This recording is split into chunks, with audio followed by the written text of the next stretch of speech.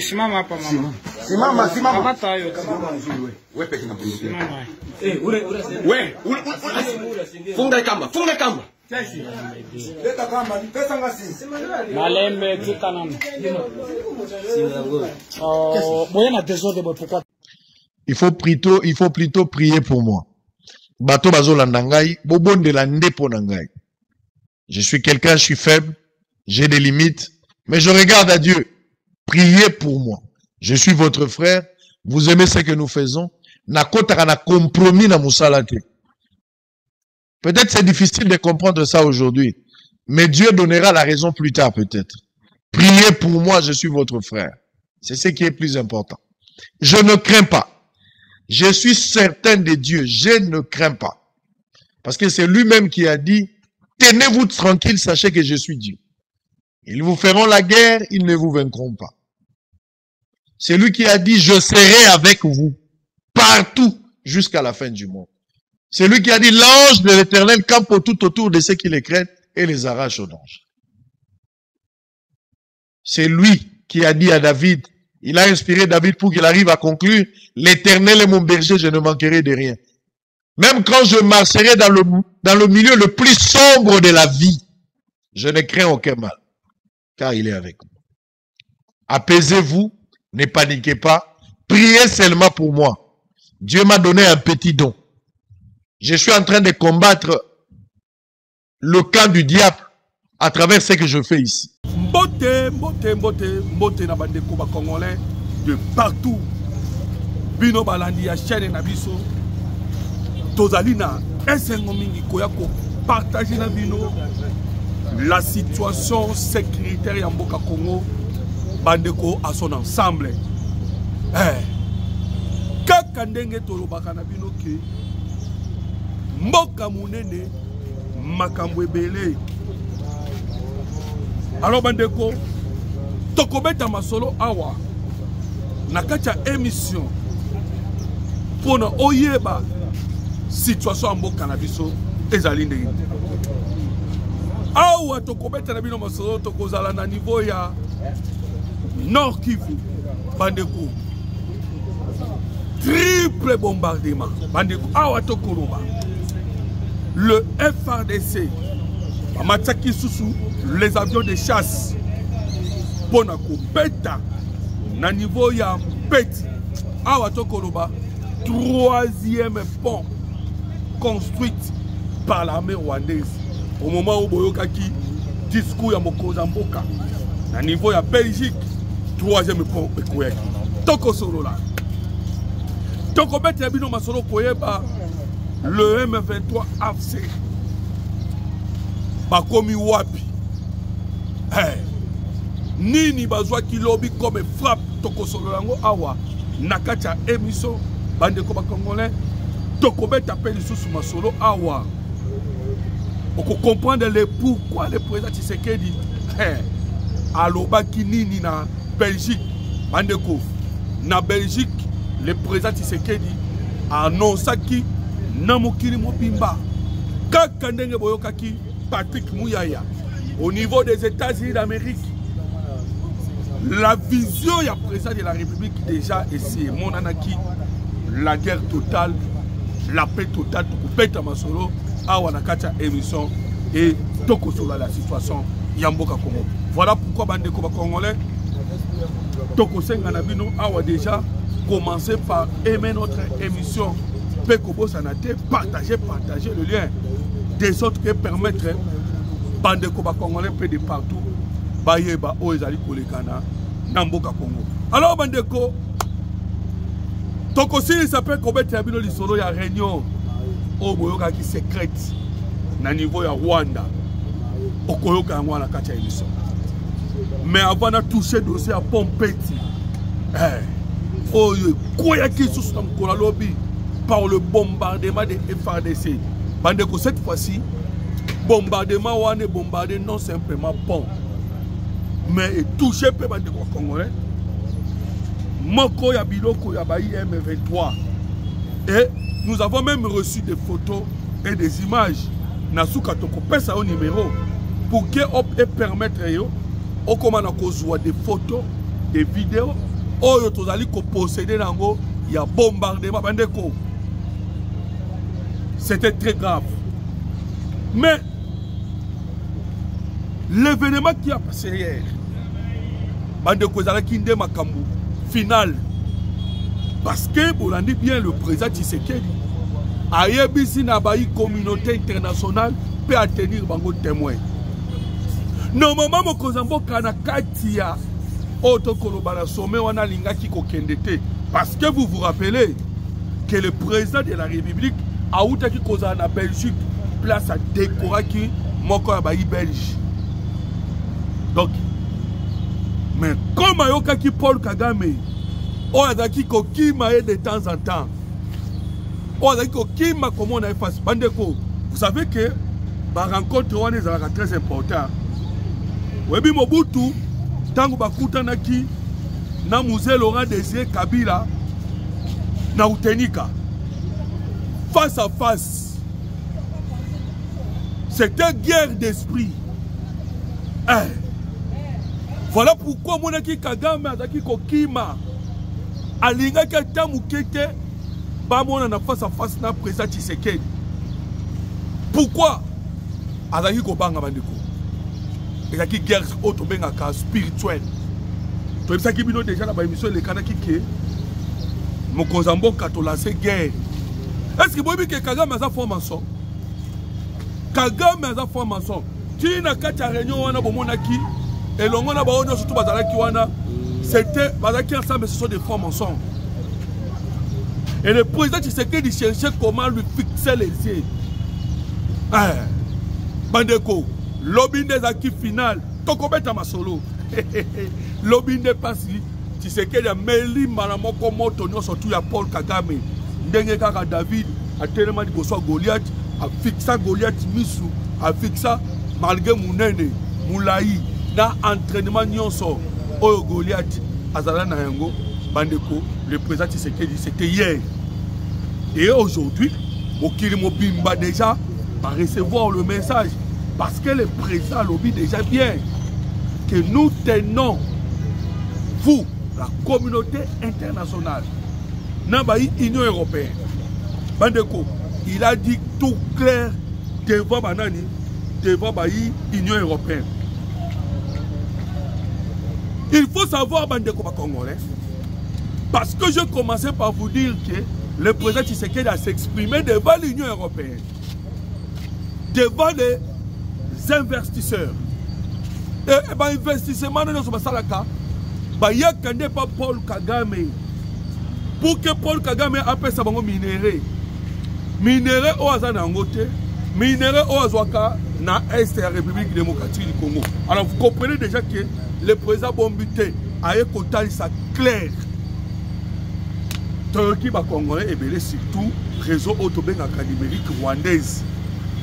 Babimi n'emploi ça baza koloba n'importe quoi. Tout ça c'est parce qu'ils ne comprennent pas la politique à Tshisekedi. Oh alobaki à la moindre escarmouche. Oh alobaki licence moko mi balete. Ndenge nini lelo yo sikoyo akei koloba koyebisa Rwanda ke ake kotandre loboko epa ya Rwanda. Mais ils oublient que Paul Kagame peut aloba. Mais les Congolais disent oh Tshisekedi alobaki. Mais ils oublient aussi oh Paul Kagame alobaki. Parce que Kagame alobaki nini? Kagame peut de sa part alobaki tokoki kotambola 2000 km Tito Tshisekedi na Kinshasa toye na ye.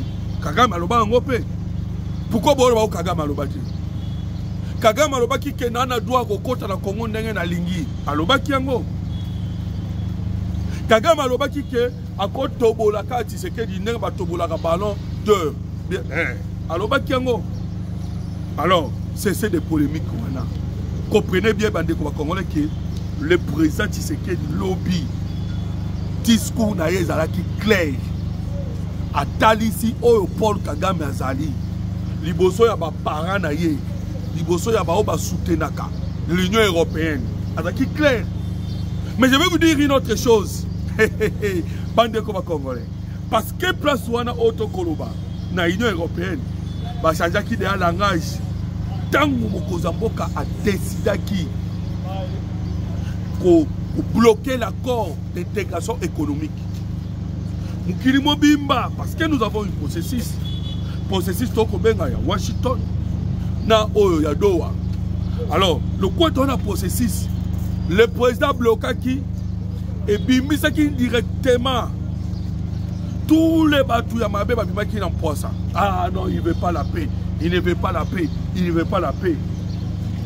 Voilà pourquoi Mokozamboka il fallait l'Aksabango que nous devons rejeter paix, c'est celui à qui les militaires basés dans le sol congolais, mais les militaires basés dans le sol congolais, basés Koboya Kobima.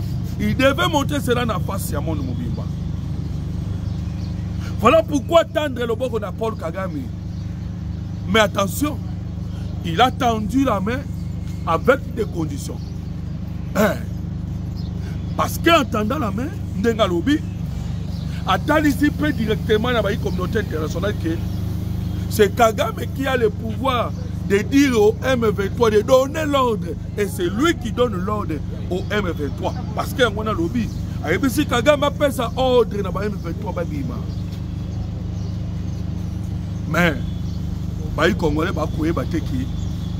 en même temps que Mokozamboka, Kounaka na Belgique, à répondre à les Européens. Vous savez que Maxime Prévost, le ministre belge des Affaires étrangères, a bandé qui a commandé le président de la République, Félix Antoine Tshisekedi.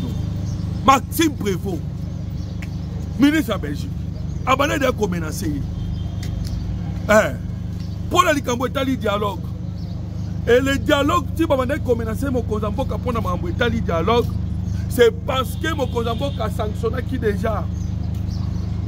C'est parce que la RDC déjà, la haute cour militaire, est déclaré que Hippolyte Kanambe, alias Joseph Kabila, est condamné à mort. Bandeko, au condamné Hippolyte Kanambe, alias Ezaki Maman, au condamné les M23 AFC. Alors pour nous, moi déjà que Dieu l'a pésaté. L'Europe était dessus. Tshisekedi est allé maintenant en Belgique. Liboso na bango pour na kotai sa bango que lelo mouto bloqué c'est pas moi, c'est Paul Kagame. Parce que bon va pencher na oh non. Je pense que Blanda qui Maxime Prévost na ba déclaration comment il koloba tango non so. Tshisekedi doit dialoguer. Tshisekedi doit dialoguer. Et le président a répondu que le dialogue c'est entre moi et Paul Kagame. Alors, Bandeko, pour comprendre que le président Tshisekedi a annoncé guerre dans Miso Mukilimo Bimba, lobby. Mais pourquoi le président Tshisekedi, Tango Azakiri Bosowana, a lobby que le dossier à sanction? Oh non, bataille de sanction contre Paul Kagame. Tout ça, il jouait son jeu. Tshisekedi était en train de jouer son jeu. J'ai un non, tout est mis dans nos sanctions. Tout ça pour demander à Paul Kagame que Yakato solo là. Et le solo est à Moko. Il va mettre dans notre Congolais. Et il a encore accusé Paul Kagame pour lui dire que déjà ton combat qui a 98%. Il y a paix et quota. 98%. Lorsqu'il était en train de remercier Joao Lorenzo. Déjà, il y a Paul Kagame, il y a Kimumba. Donc, comment il a 98%? Mais tellement il y a Boya qui n'a pas Koya. Paul Kagame. Tellement Boya qui Koya. Pour que tu aussi ça makam. Voilà pourquoi Makam Bebaki. Mais nous sommes capables. Nana Yoto aussi sa guerre. Alors, Bandeko. Wana Makamu Kozambo Kasari, c'est facile de comprendre que Awa, il a annoncé la guerre. Ndenge Mouya Yalobaki. la guerre totale ou la paix totale. Kagame awa sikoyo a un choix. Mais déjà choix Kagame c'est yebani. Kagame choix na yebani. Toi ce qui vient ba émission les kanakiki. Kagame pona ye c'est la guerre où il domine le Kivu, Boti qui a dominé Kivu. Pourquoi? Parce que survie na bango mobimba ezali Kivu. Survie à Paul Kagame ezali Kivu. Voilà pourquoi le président Tshisekedi a annoncé qui tant qu'on s'est attendre mais pour bakutana basolo là. La réponse à Paul Kagame Bandeko wana ko biso André Fléon. Il a regretté que le président Tshisekedi, comme étant homme sage, il trouve que il faut tout ça là, tout solo là pour la paix, ou que ça là que les Congolais va couper, mais Kagame est sanguinaire, lui il attaque la guerre. Mais bandeko guerre Kagame a causé là. Et Zalika Kakukuta Nango parce que tout le monde que Kagame est comme un pharaon. Pharaon n'est pas qui wana. Attends en plus mutema neza yo koma endurci et c'est là qui prouve la preuve que azaki mutu oyo akene na liwa. Lorsque Baïbisa Kedi a libéré bana Israël, azaki ko douter. Mais la libération des gens azaki tant kokaki. Alors Kagame comment il a pris la décision? La réponse Oya Zongisi Namalobaya Olivier Ndurungirere Yolande Makolo Bandeko, c'est la preuve qu'il s'entête. Voilà pourquoi dans l'émission je vous ai parlé de la situation en petit. Dans ma soirée j'aurais coupé à ma koto yo kuna na niveau en petit Wanto Koloba na Walikale déjà babandaki ko préparer Baotonga pont, pont. Pourquoi Bandeko? Parce que permettre de partir en petit. Sur Batongi pont, Bakota na pinga. To beta kibino de Amasolo en pinga, Bandakala. Vous voyez que, on est dans le territoire à Walikale. Paul Kagame a compris que, dans le niveau de Bujumbura, les hommes d'Eric Prince Bazali. Na Uvira, les hommes d'Eric Prince Bazali. Na Kisangani, les hommes d'Eric Prince Bazali. Vous voyez que les Messana, ils ont contourné, ils ont corrompu les officiers de Bissau pour permettre que les musiques na guerre. Mais le système est changé avec les hommes d'Eric Prince, autres gens déjà dans le terrain. Voilà pourquoi nous vous disons que y a une difficulté à s'agarater.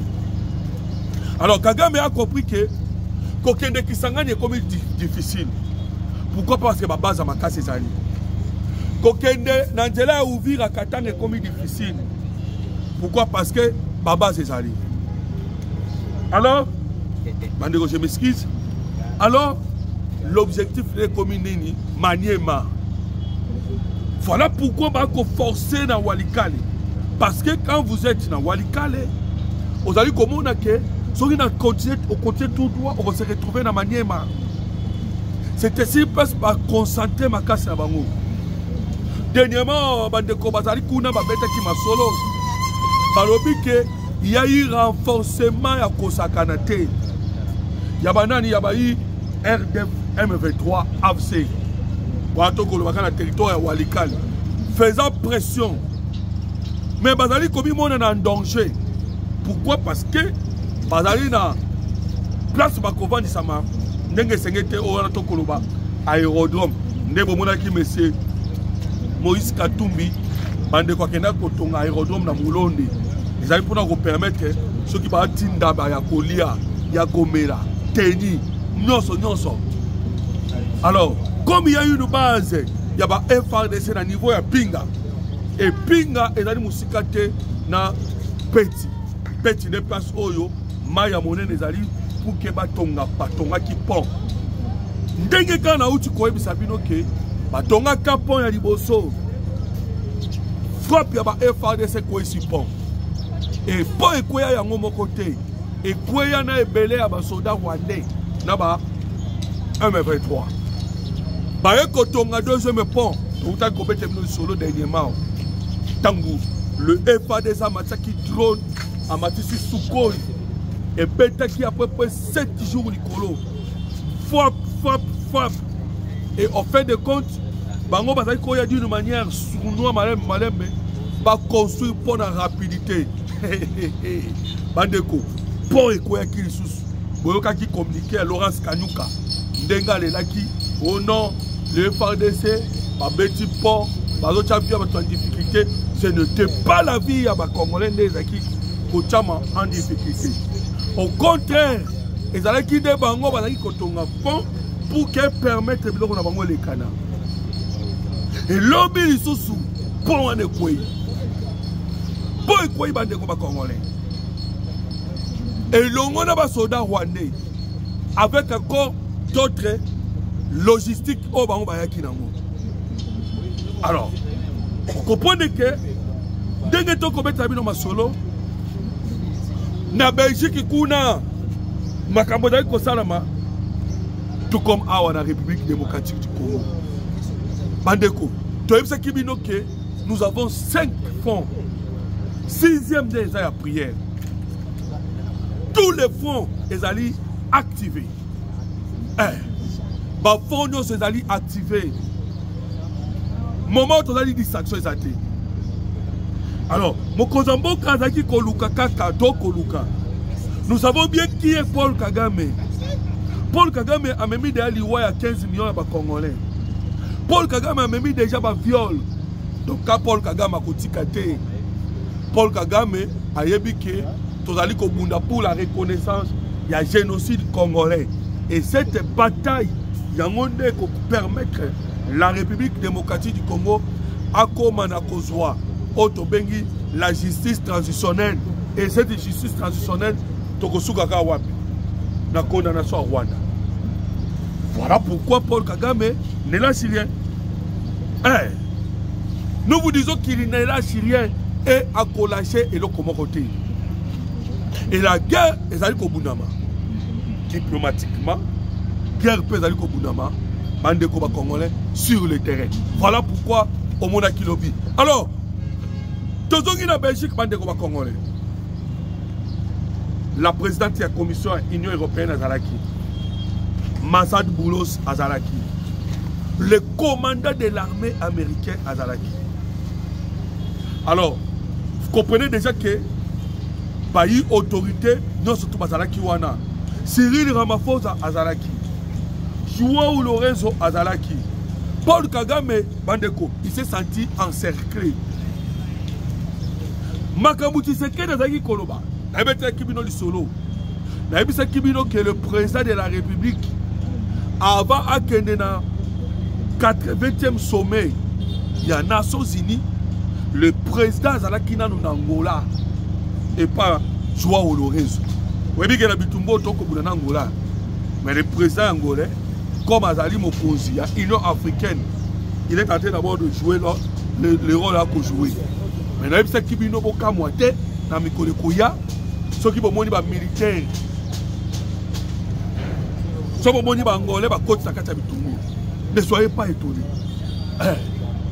Le président, avant que les États-Unis d'Amérique, en Afrique du Sud, et lobby toujours en Belgique, je pense que Boyoka Kimaloba, il y a Afrique du Sud, le président de Cyril Ramaphosa. Cyril Ramaphosa est très clair. Alors, je pense à ce président Tshisekedi. Alors, Tshisekedi à Congo, ainsi que Paul Kagame, nous pensons que Toko Kende et la paix et Kokota dans l'Est, il y a RDC.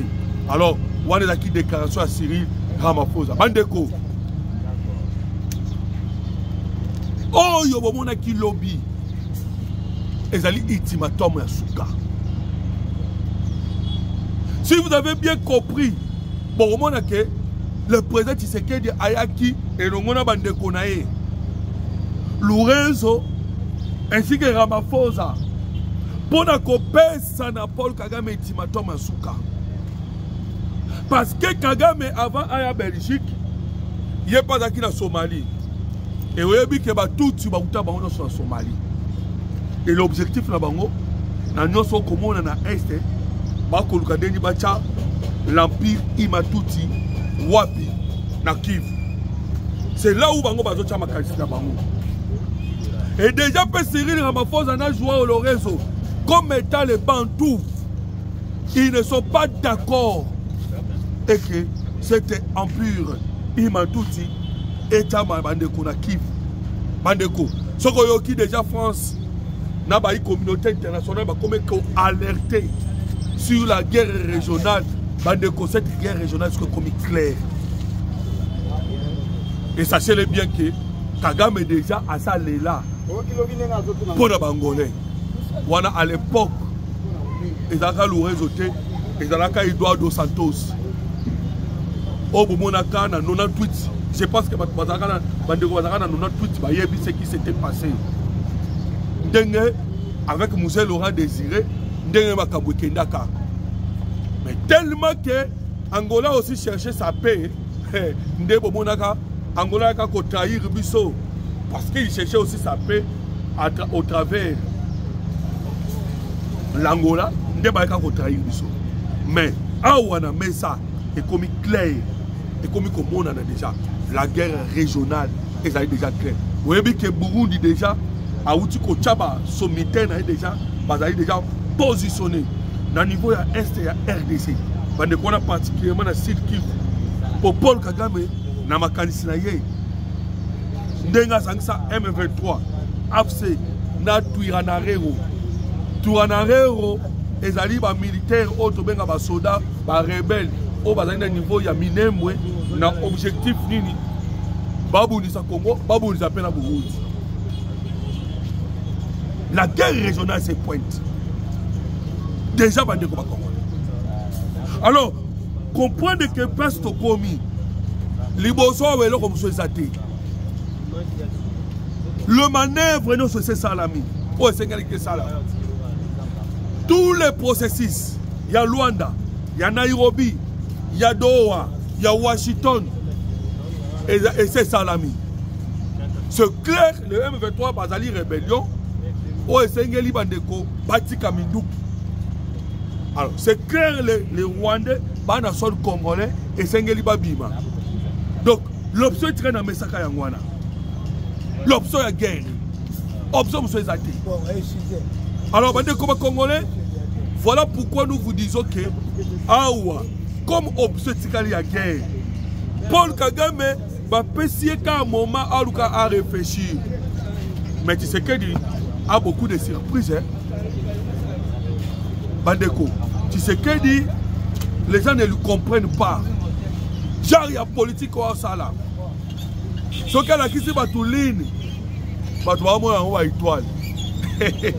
Des boyoka qui batou, oh, on a bien la moindre d'escamouche, oh boy, bon, on a des étoiles. Mais à la quitté bidon de lune. Mais tant au moins, il y a Gobima. Des batouaba. Njokanda la kisa qui biso lune. Et là, il y a une étoilité. Bandeko. Tu sais qu'il a déjà mis la communauté internationale à l'épreuve. Trouble déjà dans la culture. Au moment où il y a un débat changé, débat est commis. Débat est commis que, oh, awa, tu sais qu'il dit, à lobby, bakuta na basolo là. Wapisiko dossier Kanambi, Hippolyte Kanambi. Wapisiko makambu oboyoka ki accord régional. Et tu as mis péménité. Et tu as mis péménité. C'est quoi awa comme betende masola ni solo. Oh les solo Kagame boy. Si c'est Balouki neuf. Si c'est Balouki neuf. Alors bandeko. Awa to ko que avec Tshisekedi la paix est cause à la rétablir à la République démocratique du Congo. Paul Kagame andi maudiandi maté paix cause à la rétablir. Alors, Mikole Zali Koya, ne ba y congolais ba comprendre les gestes au Tshisekedi Azali wapi na Belgique parce que awa communauté internationale va tenir les témoins. Donc tant que tu vas bêta et je vous dis déjà que notre force aérienne est aussi surprendre déjà. Force aérienne est aussi. Ndengeni to beti le missile solaire na mon monanité. Et monanité. Ni missile solaire na mon monanité. Ni les batteries anti-aériennes et monanité. Nos avions circulent librement. Et lorsque les go et coupé sa main, Wande Bokomo n'a pas Makambu Oyo et aussi la main. Alors Bandeko, nous vous demandons restez toujours branchés à la chaîne Nabiso pour nous toujours information et analyse. Yamakamutali Mboka Congo, Mboka Nabino, Mboka Nabiso. Alors, ndege tolobaki Nabino tolaka kibino ke tokopé Sabino numéro na biso téléphone na suka émission. Numéro de téléphone sur le plus 243 89 40 330 80. Alors, on va nous contacter biso bandeko congolais, on va vous donner des vidéos et des images ndenge tolaka kibino. Quant à moi, je vous dis merci beaucoup. Matono Mingi, à la prochaine. Que Dieu vous bénisse.